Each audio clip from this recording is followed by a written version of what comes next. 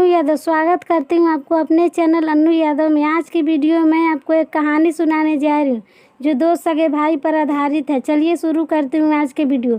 एक बार दो सगे भाई बेरोजगार थे। दोनों बारी बारी नौकरी के लिए दर दर भटकते थे। एक दिन शहर से उनका बचपन का मित्र मिलने आया। वह मित्र शहर में होटल चलाता था, एक कारोबारी था। उसने उन दोनों से कहा कि वो दोनों कोई छोटा मोटा व्यवसाय कर ले। उसने उन दोनों को एक पाव भाजी की दुकान लगाने की सलाह दी। उन्हें पूरी जानकारी दी किस तरह से व्यवसाय करना है। यह भी कहा कि आप नौकरी से ज़्यादा कमा सकते हो। दोनों भाइयों की उनकी बात काफ़ी अच्छी लगी, प्रेरणादायक लगी। दोनों भाइयों ने उनको धन्यवाद बोलकर रवाना किया। दोनों भाई अब बहुत उत्साह थे। उन्हें कुछ ऐसा ज्ञान मिल गया था जो पहले कभी नहीं मिला था। कभी उन्होंने कारोबार करने के बारे में सोचा ही नहीं था। उनका मानसिक दायरा सिर्फ कोई छोटा मोटा नौकरी तक ही सीमित था और दोनों अलग अलग दिशाओं में सोचने लगे। बड़े भाई ने कुछ दिन तक दुकान लगाने पर विचार किया। वह रोज़ पेड़ के नीचे बैठकर भविष्य का जीवन कैसा होगा इस पर विचार करता था।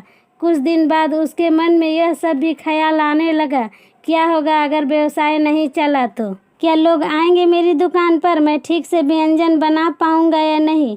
कहीं पैसा डूब न जाए। नौकरी ही अच्छा है, देर से ही सही लेकिन मिल ही जाएगी। यह सब विचार उस पर बहुत हावी होने लगा।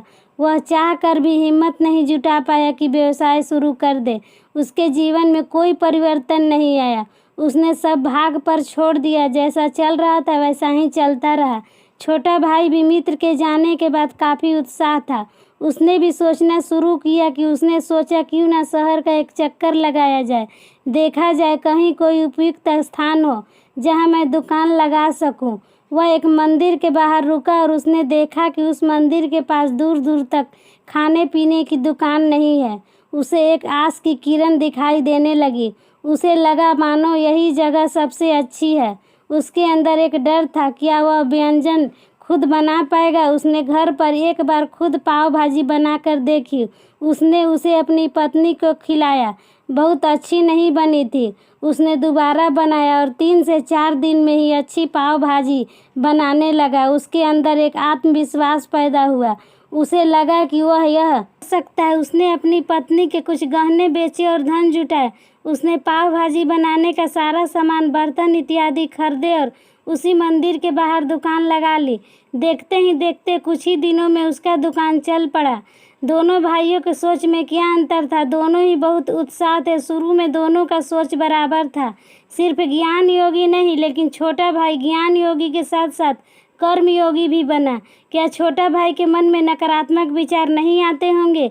क्या उसको भी असफलता से डर नहीं लगता होगा? क्या उसको भविष्य की चिंता नहीं होती होगी?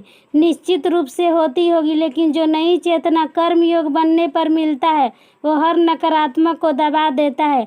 और ऐसी चेतना जब आती है तो व्यक्ति जब तक कार्य को पूरा ना कर ले तब तक नहीं मानता। व्यक्ति में मानो एक दबा हुआ ज्वालामुखी होता है जो अचानक फटकर बाहर आने को बेताब हो जाता है। एक ऐसी ऊर्जा आ जाती है जो फिर कभी समाप्त नहीं होती। इस कहानी से यह सीख मिलती है कि सिर्फ ज्ञान योगी नहीं बनिए, कर्म योगी भी बनिए। आलस को त्यागिए। सिर्फ ज्ञान योगी बने रहने से आप ज़्यादा दूरी तय नहीं कर सकते हैं। भगवान बुद्ध ने कहे हैं कि आपका सबसे बड़ा ताकतवर शत्रु भी आपका उतना नुकसान नहीं कर सकता है जितना आपका बेलगाम विचार। आज के लिए इतना ही। फिर मिलूंगी आपसे अगले वीडियो देखने के लिए धन्यवाद देती हूँ। खुश रहिए, मस्त रहिए, आपका दिन शुभ हो।